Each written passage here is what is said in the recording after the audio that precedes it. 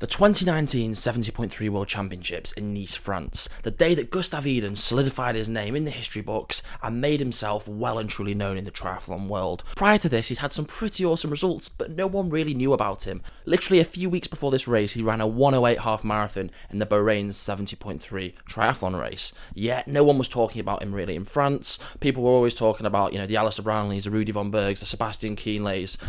The list goes on.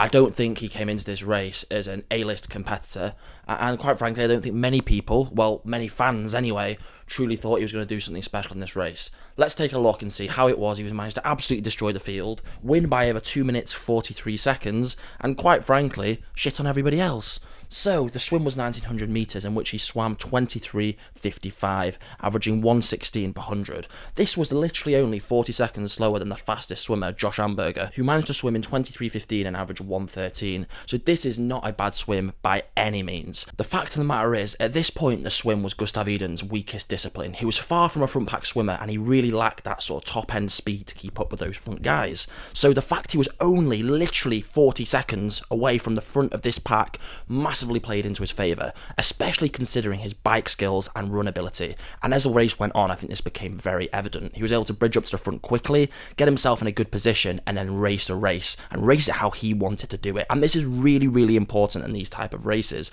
If you can race the race you want to, it's going to give you a massive advantage over somebody else who's forced to do a move they didn't particularly want to do at that point in time. You could even argue he's at a disadvantage on the bike because he was on that road bike. He didn't have a bike sponsor at the time. He was on his own road bike that he'd paid for with his own money. And as you can see here, the likes of Canute, Brownlee, Von Berg, Blumenfelt were all on top of the range TT bikes that had been stripped down to their most basic form so that they were light, agile, and easy to handle. So the fact that Gustav, on his road bike, was able to maintain such a high speed on the bike ride of 40.7 kilometers an hour and finish it in a time of 2 hours 17 minutes was quite frankly phenomenal. The bike course itself had an elevation profile of 1,253 meters, so there were some super short, steep, technical climbs, and the fact that Gustav was on that road bike, I think in this aspect of things gave him a major advantage. If you can see here, his hip angle is nowhere near as tight as all the other riders. He's in a much more fluid climbing position, where actually he's far more likely to have a more efficient, smoother power transfer,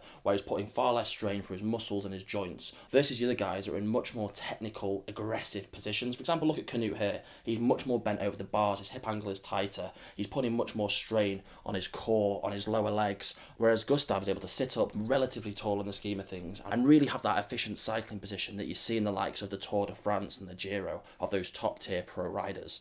Gustav Iden himself was able to clock the second fastest bike split of the day, which is absolutely phenomenal, especially considering sort of the setup he was on. Which, look, there are some major advantages to that, I'm not denying that at all. As I just said there, it's probably more efficient, more effective and comfier, but still in those descents, being able to get into a nice aero position on the flats, or even the false flats, it's going to give you advantage, and that's why every other rider was on that time trial bike.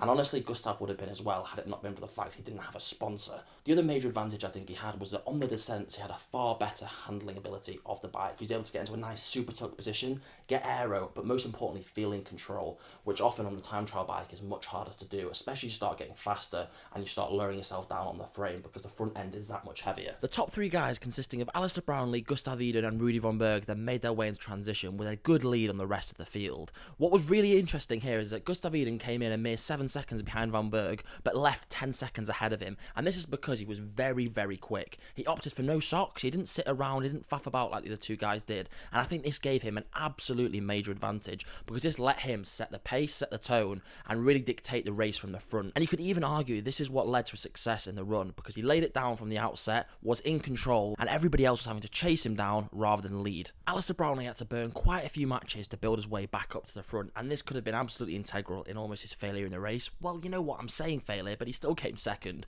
which is pretty damn unbelievable in the scheme of things. Second best in the world. I mean, for him, I'm sure he wanted the gold, but still, it's not too shabby. Anyway, on the run, Gustav Iden averaged 3:14 per kilometre pace. Let me say that again, 3:14 per kilometre pace, giving him a 1:08 half marathon after the swim and the bike, which is nothing short of spectacular.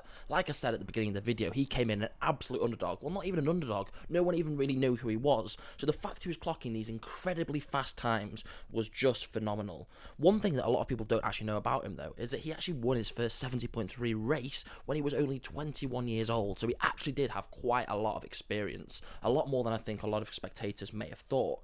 Alistair Brownlee, on the other hand, ended up clocking a 1:10 half marathon, averaging 3:22 per kilometre. So that is quite the difference, although it was said I think he did have some digestive issues on the day.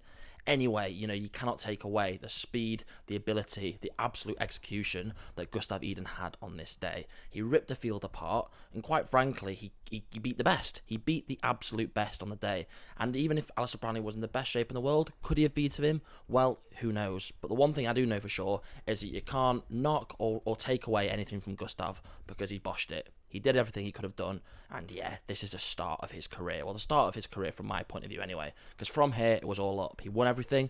The start of his lucky hat, it's pretty awesome. Let me know what you guys think about this. Do you think it was a good race, bad race? Do you think this was the start of Gustav's career? Let me know, I'm super interested. We can have a bit of a debate in the comments section below. And as always, hit that like button, subscribe to the channel, and I'll see you all in the next one. Cheers.